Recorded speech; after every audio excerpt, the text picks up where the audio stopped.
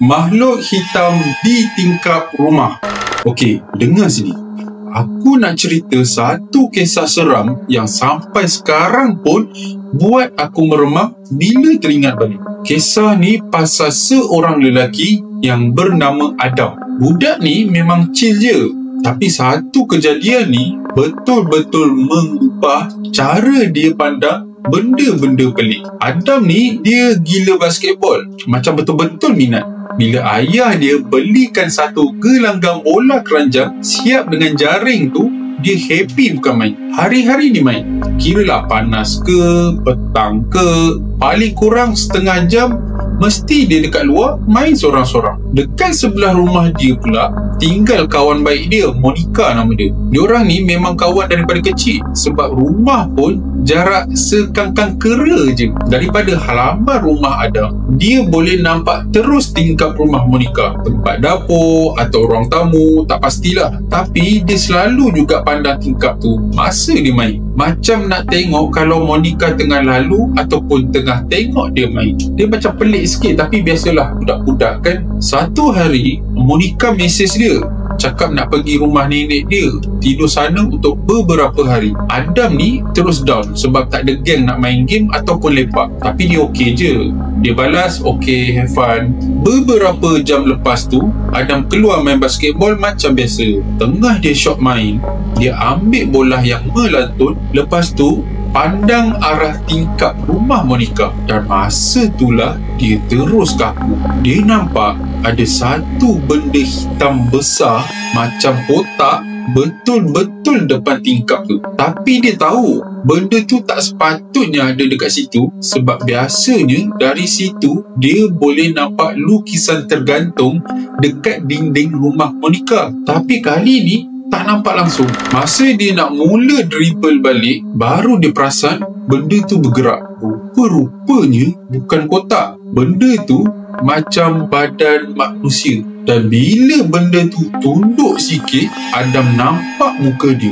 Muka tu sumpah seram gila. Senyum lebar sampai ke pipi, mata besar betul-betul bulat, pandang tepat ke arah dia. Adam terus campak bola, lari masuk rumah tanpa toleh belakang. Dekat rumah masa tu, cuma dia dengan kakak dia yang berumur 20 tahun. Dia ceritalah apa yang dia nampak, tapi kakak dia gelak je. Kakak dia cakap, kau ni banyak sangat tengok video-video seram lah. Adam ni dia bengang, sebab dia tahu benda tu bukan imajinasi dia.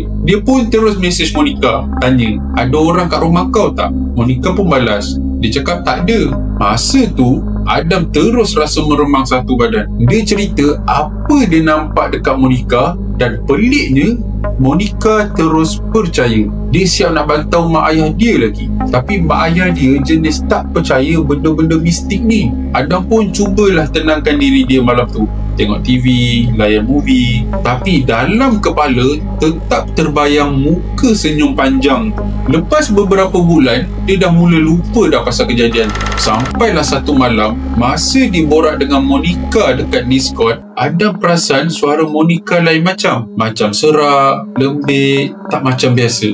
Dia pun tanyalah, kau okey ke? Monica jawab, tak berapa sangat. Adam tanyalah, kenapa? Masa tu Monica pun ceritalah, semalam dia bangun pukul 4 pagi sebab haus. Dia turun bawah nak ambil air. Masa dia sampai dekat ruang tamu, dia nampak benda hitam besar tengah berdiri dekat tingkap. Dia cakap benda tu tak nampak macam manusia langsung. Berdiri tegak, pandang ke arah tingkap walaupun tirai dah tertutup. Masa dia nak menjerit, benda tu pusing dan senyum. Senyum panjang gila. Senyum macam bukan manusia. Lepas tu, benda tu menjerit kuat sangat. Suara dia bukan suara manusia. Monica pun menjerit sekali. Terus lari masuk bilik mak dengan ayah dia sambil menangis. Ayah dia turun bawah dengan kayu baseball, tapi tak jumpa apa-apa. Tapi itulah yang buatkan Monica lagi takut, sebab dia tahu memang ada benda. Mak ayah dia tak percaya, tapi malam tu dia tidur sekali dengan diorang sebab trauma. Bila dia cerita semua tu dekat Adam, dua-dua terus senyap. Sebab benda yang Monica nampak tu sama dengan apa yang Adam nampak dulu. Dah setahun lebih lepas daripada kejadian tu, tak ada apa-apa jadi lagi. Tapi bila Adam cerita balik benda ni dekat kawan dia, cara dia cerita tu serius weh, dia bukan buat-buat. Muka dia pun nampak memang betul-betul takut. Dia dengan Monica masih lagi berkawan, tapi dua-dua setuju satu benda. Apa pun yang muncul dekat tingkap rumah Monica tu, itu bukan manusia. Dan yang paling menakutkan, benda tu muncul 2 kali dekat tempat yang sama, dekat tingkap tu juga.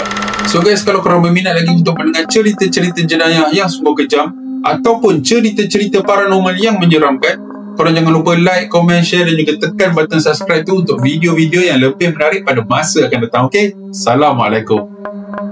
Shh.